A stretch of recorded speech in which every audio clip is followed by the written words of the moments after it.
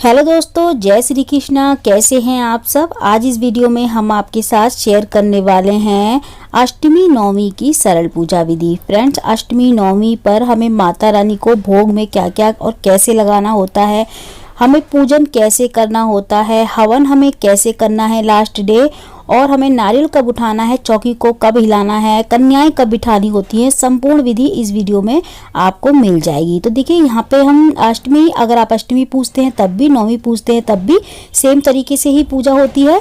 तो सबसे पहले हम जो भी भोग लगाते हैं जैसे हलवा, पूड़ी, चने, इन सबको बना लें और इसके बाद हमारी जो भी पूजा की तैयारी होती है वो पूजा की तैयारी कर लें, सारा सामान एकत्रित इकट्ठा कर लें।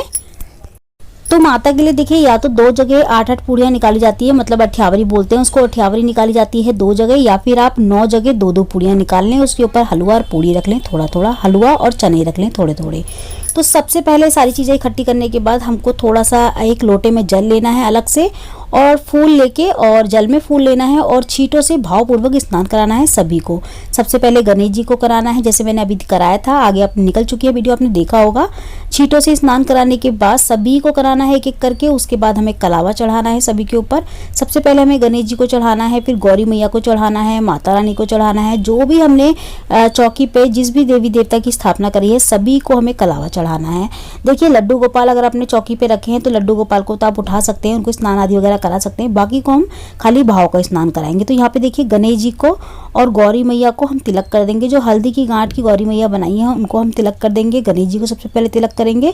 जो भी आपने कलावे पहले के चढ़ाए होते हैं वो कलावा आराम से आप उठा लें और उसके बाद नया कलावा चढ़ा दें, सभी को तिलक कर दें सभी को। आपको पोंछा पाछी नहीं करनी, जैसे हम पोंछ के फिर तिलक करते हैं वैसे नहीं करना, खाली भावपूर्वक छींटों का स्नान करा दें। अगर हम पोंछेंगे तो थोड़ा हिल जाएगी। तो पूजा से पहले हमको चौकी नहीं हिलानी होती, ठीक है। अष्टमी नवमी की हम पूजा कर रहे हैं तो पहले पूजा हो जाए, कन्याएं उठ जाए, उसके बाद हमें चौकी हिलानी होती है। तो यहाँ पे हम सभी को जो है ना भावपूर्वक स्नान आदि वगैरह कराने के बाद, कलावा चढ़ाने के बाद तिलक कर देंगे। तो यहाँ पे देखिए माता रानी को, और मैंने कलश पे भी तिलक किया है, नारियल के ऊपर भी तिलक किया है, जौ हैं उनके ऊपर भी मैंने तिलक किया है, जो हमारी ज्वारें हैं। सभी को तिलक करने के बाद उसके बाद हम चढ़ाएंगे फूल। तो देखिए आपने बीच में फूल चढ़ाए हो या ना चढ़ाए हो, लास्ट डे और पहले डे हमें फूल जरूर चढ़ाने चाहिए। तो लास्ट नवरात्रे आप फूल माला जरूर लेके आए। जैसे हम माता रानी का स्वागत करते हैं ना पहले दिन, वैसे ही हमें माता रानी को विदा करना चाहिए लास्ट डे, मतलब विदा करते समय भी हमें माता रानी की पूजा अच्छे से करनी चाहिए। तो लाल रंग के फूल अगर आपको मिल जाए तो गौरी माता को और माता रानी को लाल रंग का फूल जरूर चढ़ाएं, गुलाब का। सभी को फूल आदि वगैरह चढ़ाने के बाद आपको माता रानी को एक माला चढ़ानी है लेके। तो देखिए यहाँ पे हमने कलश के ऊपर भी माला चढ़ा दी है। नारियल को हमें जो हमने कलश स्थापना करी है ना उसके ऊपर भी हमको एक, तो माता रानी को बिना हिलाए हमें फूल माला चढ़ानी है। और जो हमने पहले की जो चढ़ाई होती है माला वो भी बिना हिलाए हमें आराम से जो है ना उतारनी होती है माला। तो माता रानी को माला चढ़ाने के बाद अब हम ना भोग लगाएंगे माता रानी को। तो भोग में देखिए आप लास्ट डे जो भी लेके आए हैं, इसमें अन्न का भोग तो देखिए लास्ट डे ही लगता है, बीच में तो नहीं लगता है। तो आप लास्ट में फूल जो है ना पान का भोग लगा दें। तो इस लास्ट नवरात्रे आपको जैसे कि फल वगैरह चढ़ाने की जरूरत नहीं होती है, खाली बतासे चढ़ा दे। पहले आप मीठे में हलवा पूड़ी वगैरह तो हमने बनाया ही होता है भोग में, तो खास कुछ ज़्यादा ज़रूरत नहीं होती और कुछ अलग से लाने की, क्योंकि भोग में हम हलवा पूड़ी चने चढ़ाने वाले हैं। इसके अलावा पान आपको ज़रूर बनाना है। एक पान का पत्ता लाके उस पे एक सिपारी, लौंग, 2 इलायची और एक बतासा रख के और ना माता रानी को पान चढ़ाएं। तो पहले माता रानी को हमें चढ़ाना है, उसके बाद हमें अग्यारी करनी है। तो देखिए माता रानी को हमने पान चढ़ा दिया, एक साइड में रख दिया हमने पान। अब हम यहाँ पे करेंगे हवन छोटा सा। तो देखिए जब हमारी पूजा हो जाती है ना, जैसे तिलक आदि वगैरह हो जाता है, और उसके बाद हम बतासों का भोग लगा सकते हैं यहाँ पे। अगर आप फल लाए हैं तो फल का भी भोग लगा सकते हैं। उसके बाद हमें करना होता है हवन।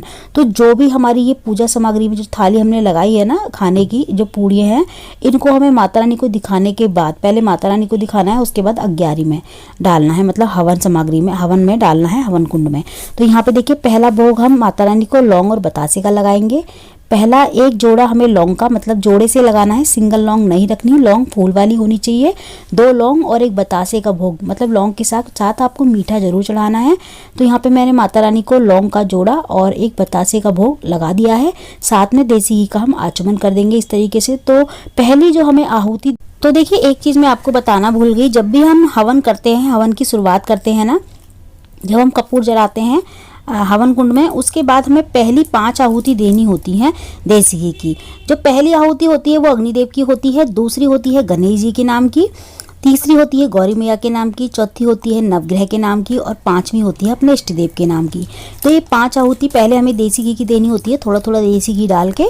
उसके बाद हमें माता रानी को लौंग बतासे का भोग लगाना होता है। पहला लौंग बतासे का भोग माता रानी को लगाना होता है। उसके बाद एक जोड़ा हमें लौंग बतासे का जो है ना अपनी कुलदेवी के नाम का लगाना था। तो 2 जोड़े आप कम से कम अपने जो है ना लौंग के लगाएं, लौंग के और बतासे का जोड़ा। उसके बाद जो है ना जितने भी घर में मेंबर होते हैं ना सभी से एक एक जोड़ा जरूर लगवाएं लौंग का। अब बतासे चाहे उसके साथ बाद में दो या ना दो, एक एक जोड़ा सभी से लौंग का जरूर लगवाएं भोग में। और है ना साथ में बतासा लगवाते तो बहुत अच्छी बात है, क्योंकि लौंग के साथ बतासे का भोग हमें जरूर लगाना चाहिए। और देखिए हवन में भोग लगाते समय अगर आपको ज़्यादा कोई मंत्र नहीं बोलना आता तो खाली आप इतना बोल सकते हैं, मैया रानी भोग लगाओ, मैया रानी भोग लगाओ। तो देखिए मन साफ और भाव अच्छा होना चाहिए। आप माता रानी को जो भी बोल के भोग लगाएंगे ना, माता रानी भोग स्वीकार करती है। माता रानी भाव देखती है, ना कि दिखावा होता है, ठीक है।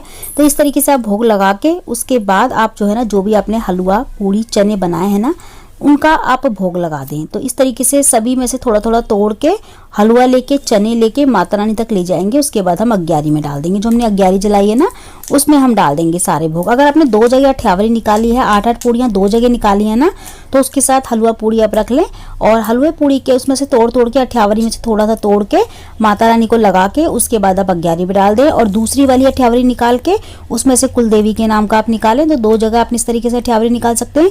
अगर आप देखिए एक ही अठ्यावरी निकालते हैं तो आप एक ही अठ्यावरी निकालें। जैसे आपके घर में जितना जैसे भोग निकाला जाता है आप वैसे निकाल सकते हैं।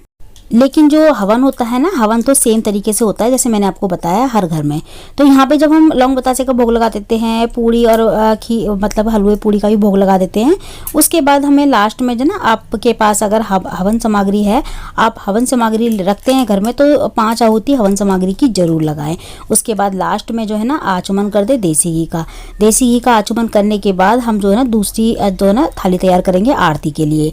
हमारा जब हवन हो जाता है ना उसके बाद हम धूप दीप दिखाते हैं। इस तरीके से धूप दिखा देंगे और एक दिया और तैयार कर देंगे आरती का। तो देखिए ये बड़ी पूजा है, जो हमने माता रानी के आगे दिया लगाया है ना उसको ना ही हिलाएं तो ज़्यादा अच्छा रहेगा। बिना उसको हिला के दूसरा दिया आप तैयार कर लें और उससे आरती कर लें।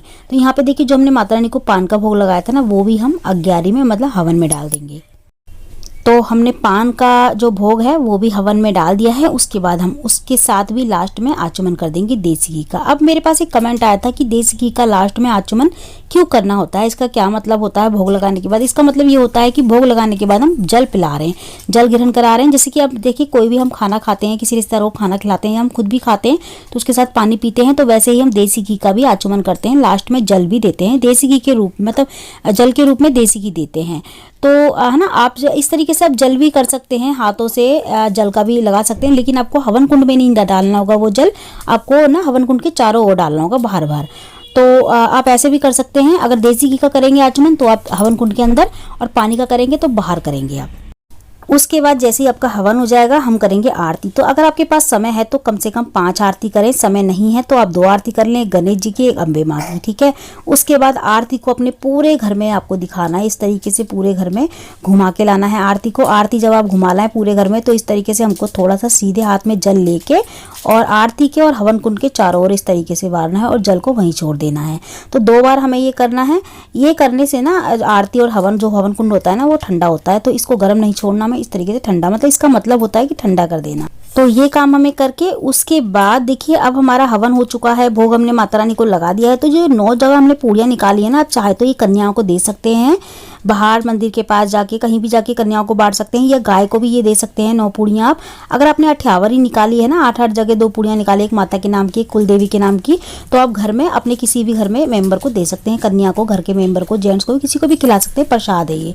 उसके बाद हम पूजा करने के बाद नारियल उठा ले, कलश को बिना हिलाए हम नारियल उठा लेंगे। नारियल को देखिए हमारे यहाँ तो यही होता है, हर साल शुरू से यही होता आ रहा है कि नारियल को उठा के फोड़ के और उसको भी थोड़ा सा अग्यारी में भोग लगा के, नारियल को थोड़ा सा अग्यारी में डाल के उसके बाद हम थोड़े थोड़े टुकड़े करके सभी कन्याओं में बांटते हैं और घर में प्रसाद के तौर पे ग्रहण कर लेते हैं। हम जो नारियल ऐसा करते हैं।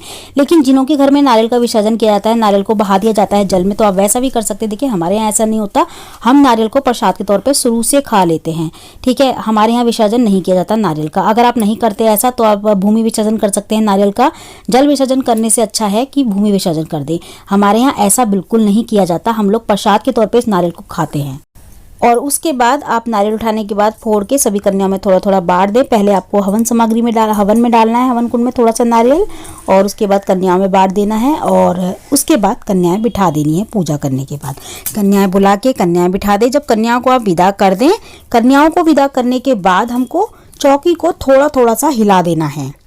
हिलाने का मतलब ये नहीं कि उठाना, हल्का सा जो है ना कलश को अपनी जगह से खिसका के आगे या पीछे कर देना है। माता रानी को खिसका के आगे या पीछे कर देना है। वही काम आपको ज्वारों के साथ करना है, खिसका देना है। हल्का हल्का सभी को खिसकाना है, अपनी जगह से ना खिसका के हल्का सा हटा के इधर उधर रख देना है।